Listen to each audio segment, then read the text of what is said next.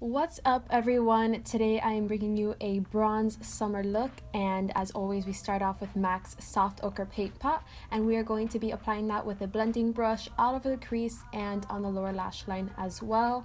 Don't forget the little inner parts of your eye by the tear ducts too. You just want to create an entire canvas for the eyeshadows that you're going to be applying. So now I'm taking the Carli Bybel palette, and she collabed with BH Cosmetics, and I think this palette is wonderful. I got it for my birthday and it is so great. I'm taking this warm shade right here and I'm using that as a transition color for the crease and lower lash line. I'm also going to be blending that on the outer corner of the eye as well as the inner corners. This is just going to help the blending later on with the other shadows. Taking this matte deep brown chocolate shade, I'm going to be blending that on the outer and inner corners of the eye, and then afterwards just kind of going in circular motions into the crease as well, because I just want everything to blend together seamlessly.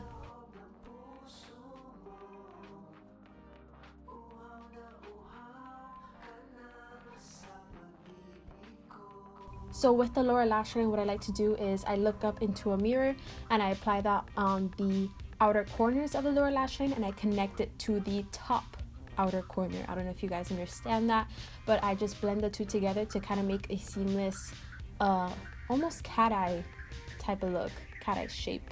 Just make sure everything is blended out and go back and forth with the warm shade that we use for the transition color and the deep brown, just to create a perfect seamless gradient.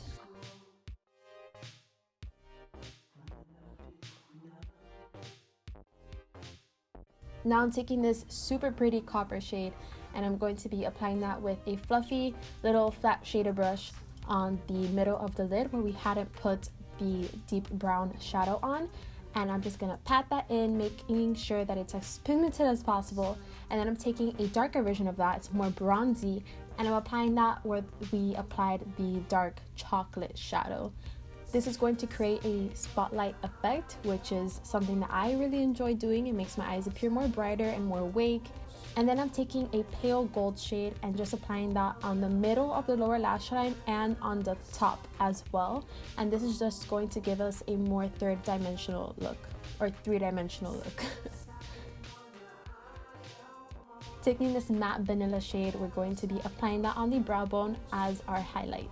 And what I like to do is pat and then blend, just so I get the right amount of opacity. And then I'm using this really old paint brush I had that sucked for paint, but apparently is very good for eyeshadow, to apply that same shade in the inner tear ducts.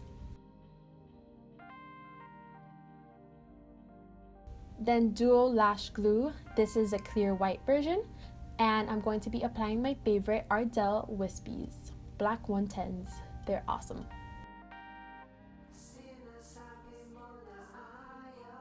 This is Clinique's Black Waterproof Mascara, which is absolutely one of my favorites. Does not budge and gives you both length and volume, which is what I'm lacking.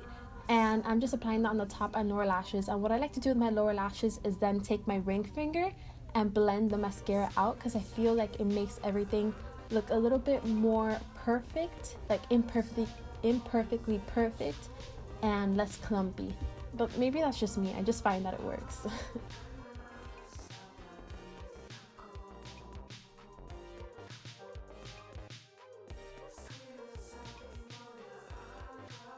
Now I'm taking the Smashbox Photo Finish primer and the oil primer as well. I'm using Photo Finish on the T-zone of my face, just to cover up the pores and make that seem a little bit more smooth.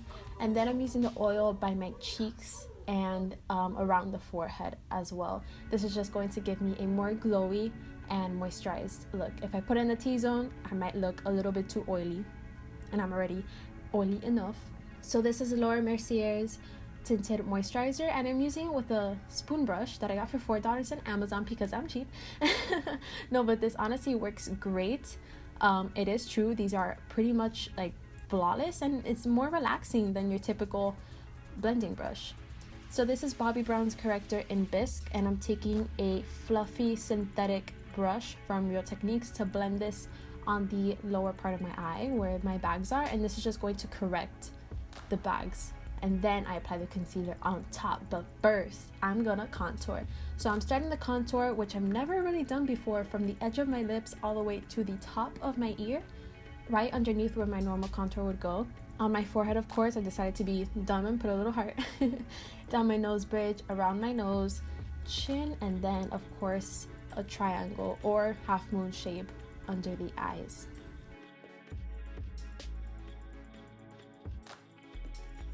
And then we blend with a damp beauty blender. This is a Real Techniques ones that are $5, and they are my absolute favorite. I then take their setting brush to blend it all out. And this is the Anastasia Brow Defining Pencil. I love this one. It's recently new. I got it like for my birthday. My birthday was June 7th, if you guys didn't know. And it's amazing. I think it's totally changed my brow game, and I just love the shape of it. Like, it's so much easier, especially for people who are starting out, to see what their brow shape is. And of course, I always brush my eyebrow hairs down, and then I line the top, and then I do the same thing for the bottom. For the inner parts of the brows, I like doing a faint little line and then blending upwards, because I don't like that boxy shape in the beginning of my brow. Just a personal preference. So this is NYX's Wonder Stick in Universal, and I take the bronzer side of it, or the contour side, and I just, of course, contour, but I don't do line contours. As you can see, I kind of make them a little bit more curved, just because I feel like the ones that are straight lines are a little bit more masculine, and these that curve in kind of give me a more feminine but sucked in type of look. You know what I mean? I really don't know how to describe myself sometimes. But then I blend it all out with the Real Techniques setting brush. This is a really great drugstore contour product, especially for a beginner. This is Stila's Convertible Color Blush, and this is in Peony. And I'm applying that on the apples of my cheeks and blending back. And I absolutely love this shade because it's natural, it's not too rosy, and it's not too warm. This is Becca's Cream Highlighter in Opal. I started with, if you can't tell, all the creams, and then I'm going to be applying powders on top later. So what I did here was I always apply my highlighter in a C shape on my brow bone, along the cheekbones, and on top of the eyebrow as well. I just feel like it looks really nice and complements my face structure. Nose bridge, tip of the nose, and Cupid's bow as well, never forget. And this is Real Techniques contour brush that I love to use for highlighting. This is MAC's Warm Soul Blush. Again, not warm and not rose.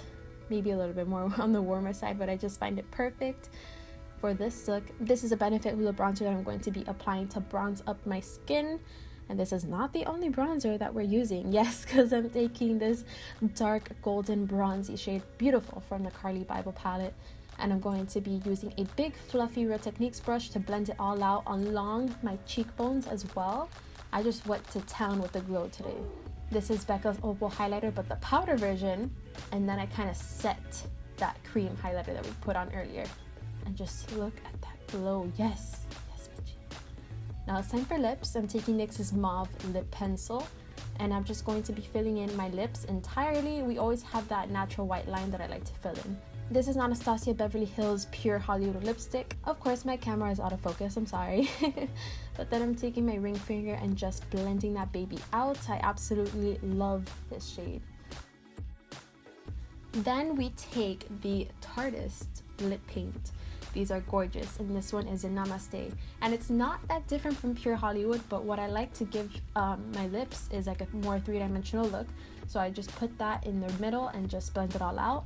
Then I'm taking Rimmel's Show Off Nude Eclipse lip gloss, and this stuff is awesome. I just put it in the middle as well. This is just going to make my lips appear more plump and pouty, and this is what I really like to do. And those are the lips for this look. Oh, and we're not done just yet. I always take some bronze highlighter. I use one from the Carli Bybel palette and put it all over my neck and shoulders because I want to glow like J-Lo. Then set with MAC Fix Plus and you're done. This is the completed look. I really hope you guys enjoyed this video. If you did, don't forget to give it a big fat thumbs up. Comment down below what you want to see next, and of course subscribe for more videos.